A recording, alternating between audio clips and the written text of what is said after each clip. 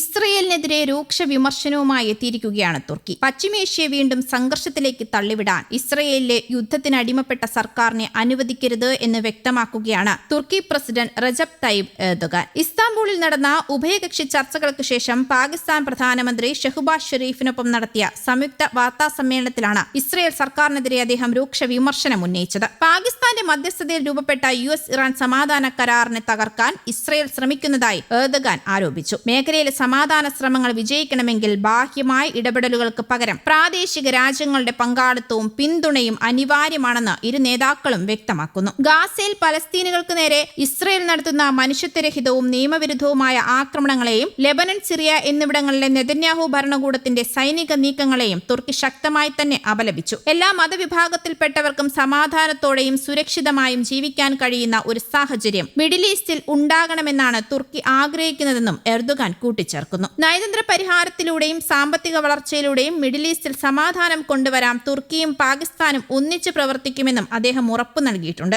മേഖലയിലെ സുരക്ഷാ ആശങ്കകൾ പങ്കുവയ്ക്കുന്നതിനൊപ്പം തന്നെ തുർക്കിയും പാകിസ്ഥാനും തമ്മിലുള്ള ഉഭയകക്ഷി ബന്ധം വിവിധ മേഖലകളിൽ കൂടുതൽ മെച്ചപ്പെടുത്തുന്നതിനെക്കുറിച്ചും ഇരു നേതാക്കളും വ്യക്തമാക്കി. ഇരു രാജ്യങ്ങളും തമ്മിലുള്ള ഉഭയകക്ഷി വ്യാപാരം $5 ബില്യൺ എന്ന ലക്ഷ്യത്തിലേക്ക് എത്തിക്കാനും തീരുമാനമായി. തുർക്കി സംരംഭകർക്കായി കറാച്ചിയിൽ ഒരു പ്രത്യേക സാമ്പത്തിക മേഖല സ്ഥാപിക്കുന്നതിനെക്കുറിച്ചുള്ള ചർച്ചകൾ ഇപ്പോൾ പുരോഗമിക്കുകയാണ്. പ്രതിരോധം, ഊർജ്ജം, ഗതാഗതം, വിവരസാങ്കേതിക വിദ്യ, നിർണായക ധാതുക്കൾ എന്നീ മേഖലകളിൽ പരസ്പര സഹകരണവും വർദ്ധിപ്പിക്കും. ഒപ്പം പാകിസ്ഥാന്റെ വൈദ്യുതി മേഖലയിലെ പരിഷ്കരണങ്ങളിൽ തുർക്കി കമ്പനികൾക്ക് സഹകരിക്കാൻ വലിയ താൽപര്യമുണ്ടെന്നും തുർക്കി ഊർജ്ജ മന്ത്രിയും വ്യക്തമാക്കിയിരുന്നു. പാകിസ്ഥാനിലെ ബലൂചിസ്ഥാനിലുണ്ടായ ദാരുണമായ ബസ് അപകടത്തിൽ 40 പേർ മരണപ്പെട്ട സംഭവത്തിലും പ്രസിഡന്റ് എർദോഗാൻ അനുശോചനം രേഖപ്പെടുത്തുകയും ചെയ്തു. മേഖലയുടെ സമാധാനത്തിനും ഐശ്വര്യത്തിനുമായി പാകിസ്ഥാനൊപ്പം തുർക്കി എന്ന് നിലകൊള്ളുമെന്നാണ് അദ്ദേഹം വ്യക്തമാക്കിയത്. അതേസമയം അമേരിക്കൻ പ്രസിഡന്റ് ഡൊണാൾഡ് ട്രംപും ഇസ്രയേൽ പ്രധാനമന്ത്രി ബെഞ്ചമിൻ നെതന്യാഹുവും തമ്മിലുള്ള കൂടിക്കാഴ്ച അടുത്ത ആഴ്ച തന്നെ വൈറ്റ് ഹൌസിൽ നടന്നേക്കുമെന്നുള്ള സൂചനകൾ പുറത്തുവരുന്നുണ്ട്. ഇസ്രയേൽ പ്രധാനമന്ത്രി കൂടിക്കാഴ്ചയ്ക്ക് അഭ്യർത്ഥിച്ചതായി ഡൊണാൾഡ് ട്രംപ് തന്നെയാണ് വെളിപ്പെടുത്തിയത്. തങ്ങൾ തമ്മിൽ വളരെ നല്ല ബന്ധമാണുള്ളതെന്നും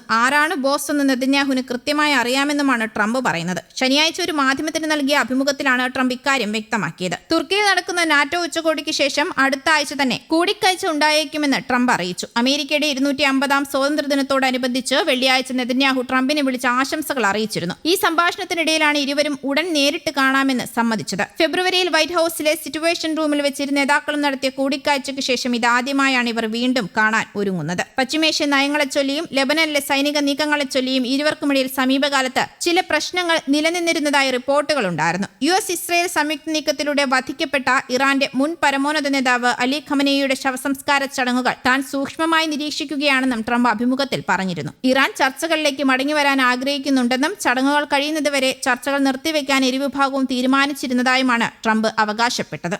ന്യൂസ് ഡെസ്ക് കേരള കൗമുദി.